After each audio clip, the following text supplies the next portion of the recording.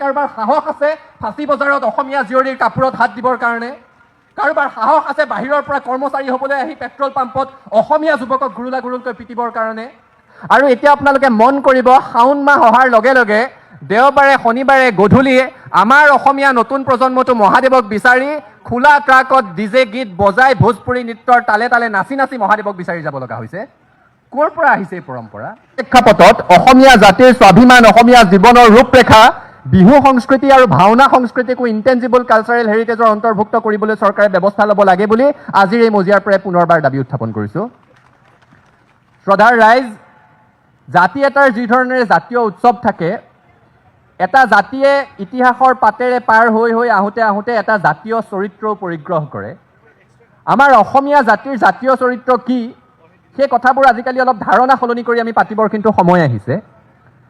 আমাৰ জাতীয় চৰিত্ৰৰ কথা পতাৰ লগে লগে আমি কিছুমান এনেকুৱা নেতিবাচক কথা পাতোঁ, যিবোৰ কথা ক'ৰ পৰা সমাজ জীৱনত ঠাই পালে আমি নিজেই ভাবি নাপাওঁ।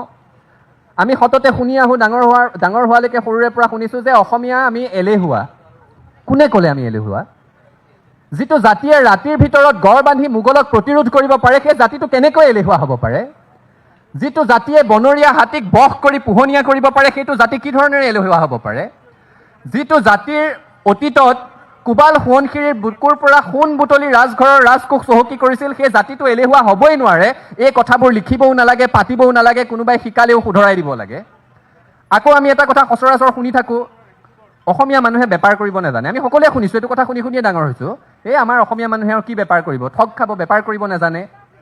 কোনে আমাৰ মূৰত সোমোৱাই দিলে অসমীয়াই বেপাৰ কৰিব নাজানে বুলি? আমাৰতো অতীতৰ যিসকল পুৰোধা ব্যক্তি আছিলে, আমাক বেপাৰ বাণিজ্যৰ পথ প্ৰদৰ্শন কৰি থৈ গৈছে। অম্বিকাগিৰি ৰায়চৌধুৰীয়ে পথাৰ বজাৰ দখল কৰাৰ সংকল্প দি থৈ গৈছে, বাট দেখুৱাই থৈ গৈছে। সাউদ ভোলানাথ বৰুৱাই সেই যুগতে বাণিজ্যে বসতে লক্ষ্মী কথাষাৰ সাকাৰ ৰূপ দি দেখুৱাইছিল। লক্ষ্মীনাথ বেজবৰুৱাক আমি সাহিত্যৰথী বুলি ক'লোঁ, ৰসৰাজ বুলি ক'লোঁ, কিন্তু স্বাধীনতাৰ পূৰ্বেই যে অসমৰ পৰা বাহিৰলৈ গৈ সফলতাৰে কাঠৰ ব্যৱসায় কৰি দেখুৱাইছিল, সেই কথাটো আমি নাপাতিলোঁ। আমি ৰূপ কোঁৱৰ বুলি ক'লোঁ জ্যোতিপ্ৰসাদ আগৰৱালাক, কিন্তু শ্ৰমিকৰ প্ৰতি দৰদ ৰাখিও যে চাহ বাগিচা চলাই দেখুৱাব পাৰে, তাৰ নিদৰ্শন ৰূপ কোঁৱৰে দেখুৱাই থৈ গৈছে। সেই কথাটো আমি আমাৰ নতুন প্ৰজন্মক নিশিকালোঁ আৰু আমি পাতি থাকিলোঁ যে অসমীয়া মানুহে বেপাৰ কৰিব নাজানে। এই ধাৰণাবিলাক সলনি কৰিব লাগিব আৰু সলনি কৰাৰ কথাও আমি বহাগতে পাতিব লাগিব। কাৰণ এই বিহুটোৰ লগত আমাৰ যি ধৰণেৰে সংস্কৃতি জড়িত হৈ আছে, আমাৰ অৰ্থনীতিও জড়িত হৈ আছে। আমি অতীতৰ পৰা শিক্ষা ল'ব লাগিব, শিপাৰ সৈতে সম্পৃক্ত হৈ আগবাঢ়িব লাগিব। চহকী জাতি আমি, যিখিনি সময়ত 1526 চনত বাবৰে পানীপথৰ যুদ্ধত খাৰ বাৰুদ গোলাৰ ব্যৱহাৰ কৰোঁতে গোটেই ভাৰতবৰ্ষৰ মানুহৰ চকু কপালত উঠিল, ইতিহাসত সেইটোৱে পঢ়ি থাকিল। আমি আমাৰ নতুন প্ৰজন্মক শিকাব লাগিব যে তাৰো 3 বছৰৰ আগতে 1523 চনত চুতীয়াসকলে খাৰ বাৰুদ গোলা ব্যৱহাৰ কৰাৰ নিদৰ্শন আমাৰ মাজত আছে। আমি প্ৰতিৰক্ষাৰ দিশতো এটা শ্ৰেষ্ঠ জাতি। আমি আধুনিক অৰ্থনীতিৰ কথা যেতিয়া পাতোঁ, শ্বেৰশ্বাহ চুৰীয়ে আধুনিক অৰ্থনীতিৰ ভাৰতবৰ্ষত প্ৰৱৰ্তন কৰিছিল বুলি গুগলত পঢ়িবলৈ পাওঁ, আমাক ইতিহাসত পঢ়ায়। কিন্তু সমসাময়িকভাৱে যে 1555 চন মানতেই কোচ ৰাজবংশীৰ ৰজা নৰনাৰায়ণে নাৰায়ণী মুদ্ৰাৰ সৃষ্টি কৰিছিল, নতুন অৰ্থনীতিৰ অসমত প্ৰৱৰ্তন কৰিছিল, সেই কথাবোৰ আমাৰ নতুন প্ৰজন্মক শিকাব লাগিব। বিশ্বজিৎ সিংহই তাৰ আগতো মুদ্ৰাৰ প্ৰচলন কৰিছিল বুলি কোৱা যায়, কিন্তু তাক বিচাৰি পোৱা যোৱা নাই। আমি যে চহকী জাতি, সেই কথাৰ উপলব্ধি কৰাব লাগিব। কাৰণ বিহুৰ সৈতে আমাৰ অৰ্থনীতি জড়িত হৈ আছে। আমাৰ অৰ্থনীতি সৰুৰে পৰা পঢ়ি আহিছোঁ যে কৃষি সৰ্বোচ্চ অৰ্থনীতি, কিন্তু কৃষকৰ সমস্যাৰ কথা আমি কেতিয়া পাতিম? বিহুৰ লগততো কৃষকৰ সম্পৰ্ক আছে। আমি 7 বিহুৰ ভিতৰত তাঁতৰ বিহু পাতোঁ, নাঙল বিহু পাতোঁ, কিন্তু কৃষকৰ কথা কেতিয়া পাতিম? শিপিনীৰ কথা কেতিয়া পাতিম? কৃষি অৰ্থনীতি বুলি কওঁ, কিন্তু ভালদৰে 20% কৃষি মাটিটো আজিৰ তাৰিখতো জলসিঞ্চনৰ ব্যৱস্থা নাই। আমাৰ পৰা শ প্ৰজাতিৰ ধান হেৰাই গৈ আছে, সেই কথাবোৰ আমি নাপাতোঁ। শ প্ৰজাতিৰ ধান ইতিমধ্যে হেৰাই গ'ল। জ্যোতিপ্ৰসাদ আগৰৱালাই গাইছিল, লিখিছিল, আমাৰ চকুলোৰে পানী দি জীয়ালো মানিকী মধুৰী ধান, তোমালৈ আনিছোঁ জগতৰে শইচ এৰাও নিমাতিমান। এতিয়া আমাৰ প্ৰজন্মই মানিকী মাধুৰী ধান ক'ত দেখিছোঁ? সঁচ পাবলৈ নাই। আমাৰ কাৰণে আপোন হৈছে সোণা শক্তি, আমাৰ কাৰণে আপোন হৈছে বাসমতী। ক'ত সৃষ্টি হয়? পাঞ্জাৱ প্ৰভিন্সত, পাকিস্তানত। আমি আমাৰ থলুৱা চহা জীৱন হেৰুৱাই পেলাইছোঁ, আৰু এই ধানবোৰ কিনাৰ নামত, এই চাউলবোৰ কিনাৰ নামত কিমান টকা বাহিৰলৈ গৈ আছে তাৰো হিচাপ আমি কেতিয়াও নকৰোঁ। বিহু অহাৰ লগে লগে বিজতৰীয়া গামোচাৰ কথা পাতোঁ। আমাৰ শিপিনীৰ তাঁতশালৰ গামোচা বেছি দাম কাৰণে বিজতৰীয়া গলবস্ত্ৰ কিছুমান পিন্ধোঁ। এইকেইদিন দেখিব প্ৰশাসনে খুব অ'ত ত'ত গৈ সেইবোৰ জব্দ কৰিব। য'ত বিক্ৰী কৰাত স্পষ্ট নিষেধাজ্ঞা আছে, তেনে প্ৰেক্ষাপটত এই বিজতৰীয়া গলবস্ত্ৰসমূহৰ টেটু চেপা দিবলৈ যাওঁতে চৰকাৰৰ আৰু প্ৰশাসনৰ হাতত কিহৰ সুৰসুৰণি উঠে, সেই কথাটো আমি নুবুজাকৈ থকা নাই। এই যেতিয়ালৈকে বিজতৰীয়া বস্ত্ৰবোৰ বন্ধ নহ'ব তেতিয়ালৈকে আমাৰ শিপিনীৰ উত্তৰণ নহয়। এতিয়া ফাৰ্ম টু ফুড বুলি ধাৰণা আৰম্ভ হৈছে সমগ্ৰ পৃথিৱীতে। কি খাই আছোঁ, কোনখন পথাৰত উৎপাদন হৈছে সেই কথা মানুহে জানিব লাগিব। কিন্তু আমাৰ এতিয়াও কৃষকৰ অৱস্থা যেতিয়া আমি চাওঁ, সেই পুৰণা ব্লেক এণ্ড হোৱাইট চিনেমাৰ দৰে এটা অৱস্থা। এই ৰূপৰ পৰিৱৰ্তন হ'ব লাগিব আৰু এই কথাবোৰো বহাগত পাতিব লাগিব। এতিয়া এডভান্টেজ আছাম 2.0 আহিল, অসমলৈ বিনিয়োগ আহিল, আমি আদৰিছোঁ। কিন্তু আমি এটা বুনিয়াদী প্ৰশ্ন ৰাখি থ'ব বিচাৰিছোঁ যে 5 লাখ কোটি টকাৰ বিনিয়োগৰ কথা কৈছে, তাত যে হাজাৰ হাজাৰ লাখ লাখ তাত চাকৰিৰ সৃষ্টি হ'ব, এই চাকৰিবোৰ কোনে পাব? নে কেৱল তৃতীয় বৰ্গ চতুৰ্থ বৰ্গৰ চাকৰিবোৰত অসমীয়া মানুহে চাকৰি পাব আৰু তাৰ বাবে যিবোৰ কাৰিকৰী পদ লাগে, উচ্চ পদস্থ বিষয়া লাগে, সেইবোৰ বাহিৰৰ পৰা আহিব নেকি? প্ৰশ্নটোৰ উত্তৰ লাগে। আমি নিবিচাৰোঁ যে অসমে মাটি দিম, অসমে পানী দিম, ইয়াত বিনিয়োগ হ'ব, ইয়াত উদ্যোগ হ'ব আৰু সেই উদ্যোগত সৃষ্টি হোৱা সংস্থাপনসমূহত কোনোবাই চকীত বহি বেলটো বজালে পানীৰ গিলাচটো লৈ সোমাই যোৱা মানুহজনহে কেৱল অসমীয়া আৰু সেই বেল বজাই দিয়া মানুহজন মহাৰাষ্ট্ৰৰ ফালৰ পৰা আহক, অন্ধ্ৰপ্ৰদেশৰ ফালৰ পৰা আহক, সেই পৰিৱেশ আমি নিবিচাৰোঁ। আৰু সেইকাৰণে আমি কৈছোঁ যে যিসমূহ বিষয় পঢ়িলে সেই উদ্যোগসমূহত চাকৰি পাব, যিসমূহ বিষয়ত ডিগ্ৰী থাকিলে সেই কাৰিকৰী পদসমূহত অসমীয়া যুৱক যুৱতী মকৰল হ'ব পাৰিব, সেই বিষয়সমূহ আমাৰ শিক্ষানুষ্ঠানসমূহত পঢ়াবলৈ আৰম্ভ কৰিব লাগে আৰু তাৰ কাৰণে চৰকাৰে ইণ্ডাষ্ট্ৰী একাডেমিয়া লিংকেজ স্থাপন কৰিব লাগে। এই দাবীও আজি এই বিহু বাকৰিৰ পৰাই পুনৰ উত্থাপন কৰিছোঁ। হিতাধিকাৰী সৰ্বোচ্চ জাতি কিন্তু আমি দীৰ্ঘদিন ধৰি জীয়াই থাকিব নোৱাৰিম। এই কথাটো ক'লে আমাক বেয়া পায়, এপাত খেল এৰি দিয়ে আমালৈ। খেলপাত কি যে অসমীয়া জীয়ৰী বোৱাৰীয়ে 1250 টকা পালে তহঁতে বেয়া পাওঁ নেকি? কিয় বেয়া পাম? আমাৰ আই মাতৃসকলে, আমাৰ বাইদেউসকলে পা পইচা পালে আমি ভাল পাওঁ, কিন্তু 1250 টকাত আজিৰ তাৰিখত পায় কি? আমি সেইকাৰণে কৈ আছোঁ যে হাতে হাতে এটা কাম দিয়ক, কামৰ বিনিময়ত পইচা দিয়ক, যাতে উৎপাদন শক্তিৰো অপচয় নহয় আৰু অৰ্থনীতিৰো উন্নতি হয়। আমাৰ চৰকাৰ চাব, যি দলেই নহওক, ৰাজনৈতিক দলসমূহে সচৰাচৰ আহোম সাম্ৰাজ্যৰ কথা কয়, হেংদাঙৰ কথা কয়, কিন্তু আহোম সাম্ৰাজ্যৰ পৰা শিকিবলগীয়া বাকী কথাবোৰ নিশিকে। আহোম স্বৰ্গদেউসকলে বিনা পৰিশ্ৰমে পাৰিশ্ৰমিক এই ধাৰণাৰ পৰিপন্থী আছিল।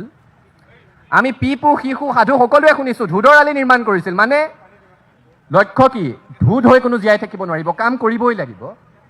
আমি পাইক প্ৰথাৰ কথা শুনিছিলোঁ, প্ৰতাপ সিংহই কি সুন্দৰকৈ আগবঢ়াই লৈ গৈছিল পাইক প্ৰথা। তাৰ উদ্দেশ্য কি আছিল? দায়িত্ব ভিত্তিক গোট সৃষ্টি কৰিছিল। কোনোবাই ৰান্ধনীশালৰ দায়িত্ব ল'ব, কোনোবাই হাতীৰ দায়িত্ব ল'ব, কোনোবাই গোলা বাৰুদৰ দায়িত্ব ল'ব, সকলোৱে দায়িত্ব ল'ব আৰু দায়িত্ব পালন কৰাৰ বাবে দুকুৰাকৈ গা মাটি পাইছিল খেতি খোলা কৰিবলৈ, অৰ্থাৎ কামৰ বিনিময়ত সম্পদ আৰু সম্পদৰ জৰিয়তে অৰ্থনীতিৰ উত্তৰণ। আহোম সাম্ৰাজ্যৰ পৰা সেই কথাওতো আমি শিকিবলগীয়া আছে।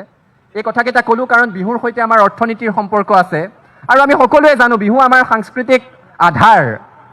সংস্কৃতিৰ কথা যেতিয়া পাতোঁ, মই প্ৰাসংগিক হ'ব বুলি এটা সাংস্কৃতিক আগ্ৰাসনৰ কথাও পাতিবলৈ বিচাৰিছোঁ। আমি বহিৰাগতৰ আগ্ৰাসনৰ কথা পাতোঁ, বাংলাদেশীৰ বিৰুদ্ধে জাতিটোৱে যুঁজি আছোঁ, কিন্তু সাংস্কৃতিক আগ্ৰাসনৰ কথাও আমি পাতিব লাগিব। আমি ক'ৰ পৰা ক'লৈ গৈ আছোঁ সেই বাটটো ইয়াত আমি বিশ্লেষণ কৰিব লাগিব। আমাৰ অসমৰ মানুহক শিৱ আৰাধনা কৰিবলৈ কোনোবাই শিকোৱাৰ প্ৰয়োজন আছে নেকি? আমাৰ যোগিনী তন্ত্ৰত শিৱ আৰাধনাৰ কথা আছে, কালিকা পুৰাণত শিৱ আৰাধনাৰ কথা আছে। আমাৰ জনজাতিসমূহে, আমাৰ সোণোৱাল কছাৰীসকলে বাইথৌ বুলি কয়, বড়ো কছাৰীসকলে বাথৌ বুলি কয়, ৰাভাসকলে লংগা বুঢ়া বুলি কয়, ডিমাচাসকলে চিব্ৰা বুলি কয়, তিৱাসকলে ফা মহাদেউ বুলি কয়। ইয়াক কাৰ আৰাধনা কৰে? দেৱাদিদেৱৰ আৰাধনা কৰে। আজিও দেওশাল মন্দিৰত তিৱা ভাষাত মন্ত্ৰোচ্চাৰণ কৰা হয়। আমাৰ মানুহকতো শিৱ আৰাধনা কৰিবলৈ অসমীয়া মানুহক শিকাব নালাগে, কিন্তু আমি ক্ৰমশঃ আমাৰ শিপাৰ সৈতে সম্পৰ্ক থকা এই আধ্যাত্মিক চেতনাবোৰ পাহৰি গৈছোঁ। আৰু এতিয়া আপোনালোকে মন কৰিব, শাওণ মাহ অহাৰ লগে লগে দেওবাৰে শনিবাৰে গধূলি আমাৰ অসমীয়া নতুন প্ৰজন্মটো মহাদেৱক বিচাৰি খোলা ট্ৰাকত ডিজে গীত বজাই ভোজপুৰী নৃত্যৰ তালে তালে নাচি নাচি মহাদেৱক বিচাৰি যাব লগা হৈছে। ক'ৰ পৰা আহিছে এই পৰম্পৰা? এয়া ধৰ্মীয় অনুভূতিৰ কথা নহয়, এয়া স্পষ্ট সাংস্কৃতিক আগ্ৰাসন। আমাক শিৱ আৰাধনা কৰিব শিকাব নালাগে। অসমৰ মুছলমান সম্প্ৰদায়েও এই কথাটো নিজৰ মাজত চিন্তা চৰ্চা কৰা ভাল যে আমাৰ অসমৰ মুছলমানক আৰবীয় ৱাহাবী সংস্কৃতিয়ে ক্ৰমশঃ গ্ৰাস কৰিব আৰম্ভ কৰিছে নেকি? ইয়াততো ইছলামৰ শিপা বহু শ বছৰ পুৰণি। তাৰ পাছতো ডাঙৰ ডাঙৰ ধৰ্মসভাবোৰত তাৰকা বক্তাবোৰক বাংলাদেশৰ পৰা মাতি আনে, তাৰকা বক্তাবোৰক উত্তৰ ভাৰতৰ পৰা মাতি আনে। তেওঁলোকে কি বুজিব অসমৰ শিপাৰ সৈতে থকা সম্পৰ্ক?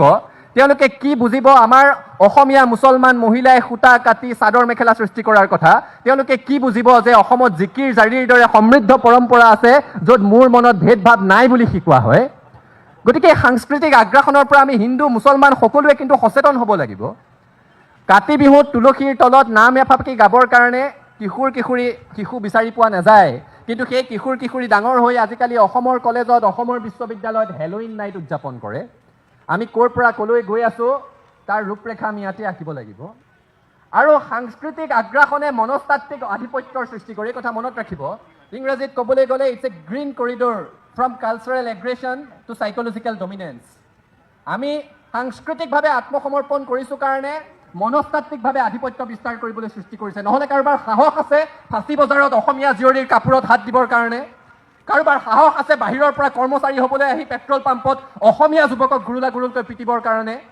আমি শান্তিপ্ৰিয়, আমি আইন শৃংখলা মানি চলোঁ, কিন্তু বহাগৰ বতৰত এনে অপশক্তিসমূহকো সকীয়াই দিব লাগিব যে খবৰদাৰ, অসমীয়া মানুহৰ সংযম আৰু সৰলতাক দুৰ্বলতা বুলি ভাবিলে সেই স্বাভিমান, সেই গৰ্ব, সেই অহংকাৰ নেফানেফ হৈ যাব আৰু অসম এৰি মানুহ গুচি যাবগৈ লাগিব।